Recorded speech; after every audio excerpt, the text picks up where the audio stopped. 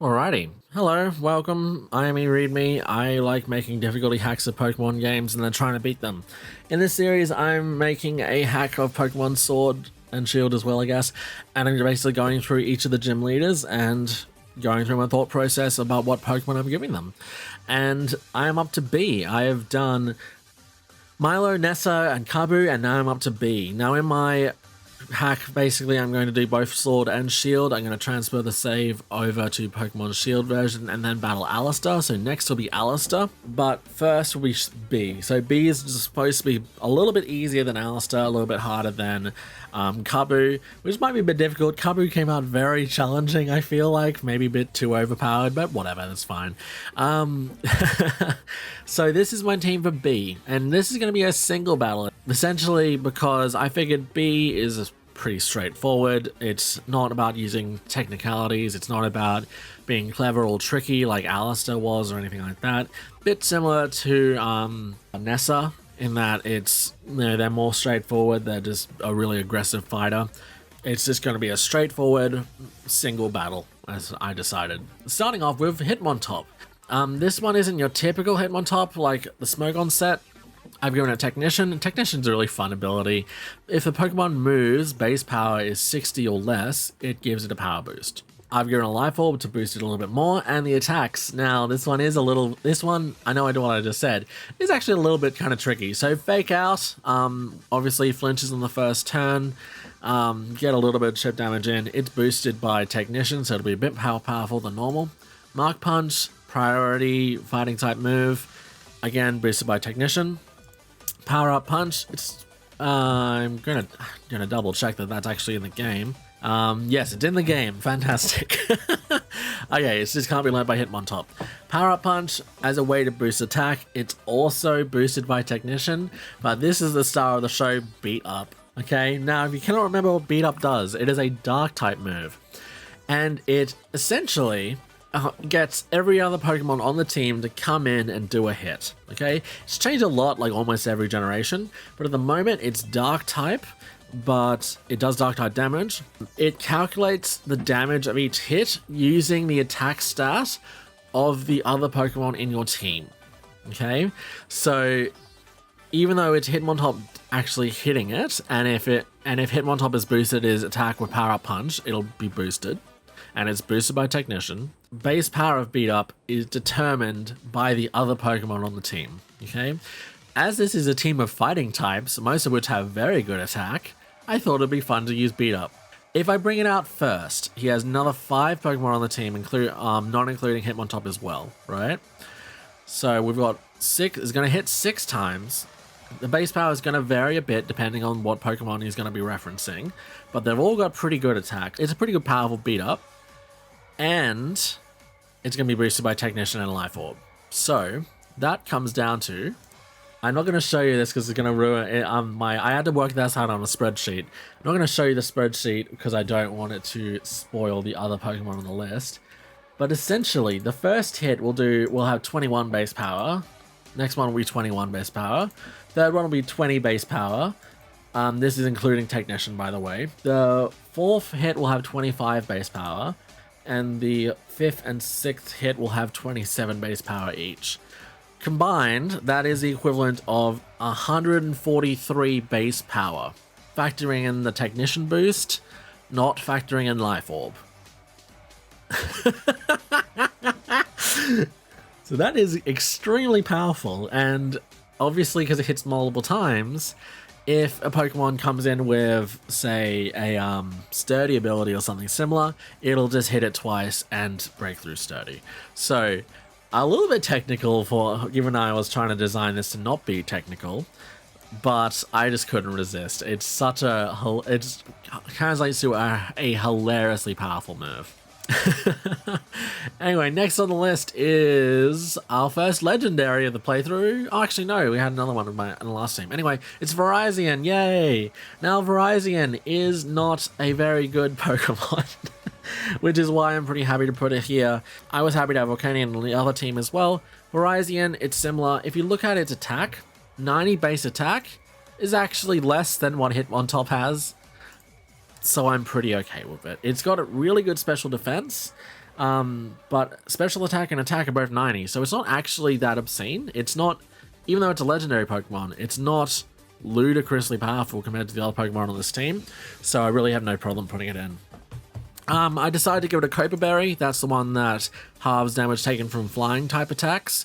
If I send out a grass fighting type, I think the player's probably going to aim for it with a flying type attack, so I think a Copa Berry is probably pretty good. And I'll get to the ability in a second. The attacks first. Sacred Sword ignores stat changes by the foe. Nice, good ability. You can't have one of the Unova Sword Buccaneer Pokemon without having Sacred Sword. It's against the rules. Swords Dance raises the attack. Leaf Blade, high critical hit ratio, good attacking move. And last, Leaf Storm. Okay, now, as you can see, it's a very good mixed attacker, so it makes sense to give it a Leaf Storm and then otherwise use mostly physical moves. But I thought it might have a little bit of fun with it as well, so obviously Leaf Storm lowers your special attack by 2 stages. I decided that I hate Justified as an ability. I'm never ever going to, as a player, aim for Virizion with a Dark type move. It's not going to happen. So it's stupid and I hate it. Instead I gave it Competitive. Competitive, if you don't know, if you have any stat that comes lowered, it will raise your special attack by 2 points. Now that doesn't include your own effects of your own stats. So it won't detect that Leaf Storm has lowered your special attack and then it will raise it. It only happens if the opponent does it to you. So if, for example, a Pokemon comes out and intimidates Virizion, the Competitive will activate and I'll get basically another chance to use Leaf Storm. I can't just spam Leaf Storm with it. Leaf Storm won't activate Competitive, but other things will. Okay, so I thought that would just be really fun. Okay, it won't come into effect too often, but in chance it does, okay, I thought it'd be really fun to have basically Competitive come in and just restore Leaf Storm back to power. Especially, for example, if it does face an Intimidate user, because they'll lower his attack but boost his special, and then I'll use Leaf Storm. So I thought that would be cool. I feel like when I said this wouldn't be a technical team, I was just that was just a lie. Next on the team is Poliwrath. One thing I really like about my fighting type gym leaders is to give them a grass, fire, water core for some strange reason. So I decided to do that here as well. Virizion was the grass type, Poliwrath is the water type. You'll see what the fire type will be in a second, but you can probably take a guess. This is a very typical Poliwrath set taken from Smogon. Water Absorb, nothing crazy for its ability. Liquidation, really powerful water type move. Close Combat, really powerful fighting type move. Earthquake, Ice Punch. I've given it a Choice Scarf to boost its speed. Essentially, what I'm picturing here is Poliwrath comes out, hits something really, really hard, maybe knocks it out on the player, then the player comes in with something that completely blocks it, okay? So say it used Liquidation, and then the player brings out something with Water Absorb or just a Grass type or something like that, right? And Liquidation does hardly anything. I'm not expecting the AI to switch a whole lot. I'm going to boost its AI, like the intelligence level, so hopefully it will think to switch if it has a really bad matchup. But apparently it doesn't switch very often if it has a Choice Scarf. So I'm expecting Poliwrath to get like 1 kill and then get stuck and basically stay in while the player, if they're smart, will kill it, or if they're really smart, not kill it and then set up a bunch of boosts and then kill it and then sweep the rest of the team. So Poliwrath is a bit of a liability in all honesty, but I thought that'd be kind of fun, especially for the player if they can work around it. And also, you gotta remember, we've got another couple of fighting water types. We've got Keldeo, we've got Urshifu, and you battle B again in the finals. So this is a really good example of Pokemon where I'm gonna switch out for something a lot better in the finals. Just a better version of Poliwrath or something like that. Okay, I haven't really decided whether Keldeo or Urshifu.